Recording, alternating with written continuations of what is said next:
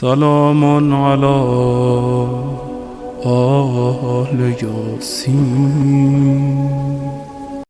اب یہ کان امام کی آواز کیسے سنے کہ یہ پتہ نہیں کیا کیا سنتے ہیں سارا دن. یہ آنکھیں امام کو کیسے دیکھیں کیونکہ یہ پتہ نہیں کیا کیا دیکھتی ہیں سارا دن. خود آپ ایک صاف پانی میں تھوڑی سی مٹی ڈال دیں، تھوڑی سی، پانی کا حجم زیادہ بھی ہو یا چھوڑ دیں، کلر کا ڈراپ ڈال دیں، ایک کوئی بھی کلر، شفاف پانی آلودہ ہو جائے گا.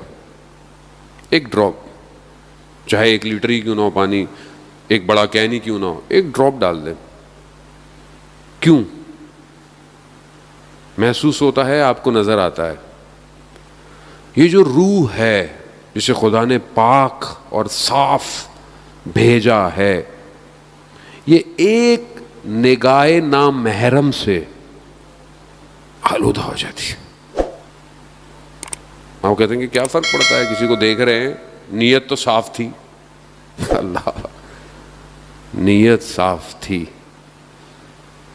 اثرات مرتب ہو گئے.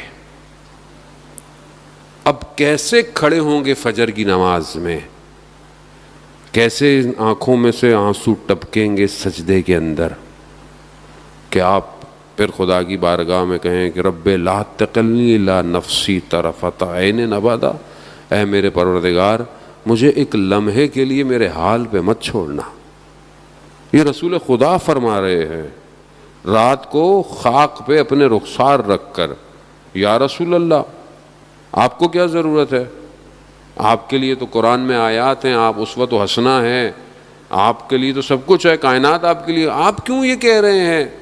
ازواج مومنین جو ہے وہ امہات مومنین جو ہیں وہ پوچھتی ہیں رسول خدا سے کہ آپ کیوں ایسے خدا کی بارگاہ میں گڑ گڑاتے ہیں، کیوں ایسا کہتے ہیں؟ رسول خدا نے ارشاد فرمایا کہ برادر یونس یعنی حضرت یونس کو خدا نے تھوڑی دیر کے لیے ان کے حال پہ چھوڑا. وہ بھی نبی تھے. عزیزان محترم، میں غور طلب، تھوڑا سا بعض مرائل تھوڑے سے مشکل ہیں، لیکن بہرحال ماہ محرم ہے، امام حسین علیہ السلام کی برکت کی وجہ سے ہم انہی چند دنوں میں کچھ سیکھنے کے لیے ایک دوسرے کو آتے ہیں. حضرت یونس علیہ السلام اللہ کے نبی، اللہ کے نبی کو جب ان کے حال پہ چھوڑا جائے تو ہمارے جیسا نہیں ہے جیسے ہمیں حال پہ چھوڑا جاتا ہے. وہ اللہ کے نبی ہیں، وہ معصوم ہیں. لیکن رسول خدا فرماتے ہیں کہ برادر یونس کو تھوڑی دیر کے لیے اللہ نے ان کے حال پہ چھوڑا. کیا ہوا؟ 3 تاریکیوں میں چلے گئے. قرآن کی آیات ہیں عزیزان محترم. رات کی تاریکی، سمندر کی تاریکی اور مچھلی کے شکم کی تاریکی. 3 تاریکیاں، ظلمات چلے گئے.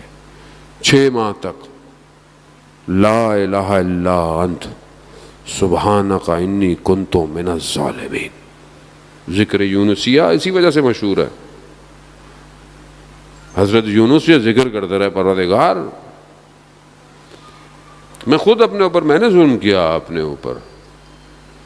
اس کے بعد خدا نے کہا فاستجبنا لہ ونجیناہ من الغم وکذالک ننجی المؤمنین.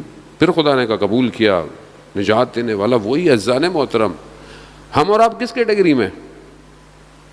ہم کیا دیکھ رہے ہیں کہ ہم کوئی غلطی ہم سے ہوتی ہے، کیا ہمیں محسوس ہوتی ہے ہم نے غلطی کی؟ کوئی زبان سے غلط بات نکل جاتی ہے، کسی کو ہم خدا نخواستہ برا بول دیں، کسی کو تہمت لگا دیں، ہمیں محسوس ہوتا ہے؟ کیوں نہیں محسوس ہوتا؟ کیونکہ ہم نے اپنے آپ کو صاف نہیں رکھا ہوا. ہم نے فلٹر نہیں لگایا ہوا. کرو نا، جہاں پانی کڑوا آ رہا ہو یا کچھ ہوتا ہو تو لوگ فلٹر لگاتے ہیں نا، پانی میٹھا ہو جائے. ہم ہر چیز کو آنے دے رہے ہیں، بس آنکھوں سے بھی، زبان سے بھی، کانوں سے بھی آنے دے رہے ہیں. جو سوچ آتی ہے سوچتے رہتے ہیں. فلٹر ہی نہیں ہے. فلٹر لگائیں تاکہ چیز رکتی ہوئی آپ تک آئے. مگر کیسے لگے گا یہ فلٹر؟ کون لگائے گا فلٹر؟ کوئی نہیں لگاتا عزیزان محترم. خدا حضرت فاطمہ سلام اللہ علیہ ارشاد فرماتی ہیں اللہم صلی محمد بی بی ارشاد فرماتی ہیں کہ جب خدا کسی کے دل میں خیر پیدا کرنا چاہتا ہے تو اس کے دل میں علی کی محبت ڈال دیتا ہے. خوب یہ ولایت کا فلٹر سب سے اسٹرانگ فلٹر ہے. اب یہ فلٹر نام کا ہے, کام کا کیوں نہیں ہے؟ فلٹر کام کا ہے. اصل میں ہم نے جو ہے وہ تار کہیں اور بھی لگائی ہوئی ہے. ایک کہنے کو فلٹر سے آ رہا ہے معاملہ اندر, ایک اور بھی تار کہیں اور بھی لگی ہوئی ہے, کہیں اور بھی آ رہی ہے. کیسے ہو سکتا ہے ایک ہی ٹائم پر دل انسان کا کئی دروازے کھولتا ہو؟ ممکن نہیں ہے. اگر ولایت سے محبت ہے تو طاغوت کا انکار کرنا پڑتا ہے. ایسا ہو نہیں سکتا کہ مطلب آپ سے بھی دوستی ہے ان سے بھی دوستی, نہیں ہو سکتا ایسا. ولایت اطاعت مانگتی ہے, ولایت سپرد ہونا مانگتی ہے. سپرد ہو جاؤ, اپنے آپ کو دے دو, بس دے دو, پھر تم نہیں ہو, بس وہ ہیں, پھر تب کچھ معاملہ. اب یہاں پر ولایت کو ماننا بھی ہے مگر اپنی خواہشات بھی پوری کرنی ہے, اپنے نفس کو بھی پورا کرنا ہے, اپنی آرزوؤں بھی پوری کرنی ہے. تو پھر تو نہیں پہنچ سکتے کربلا.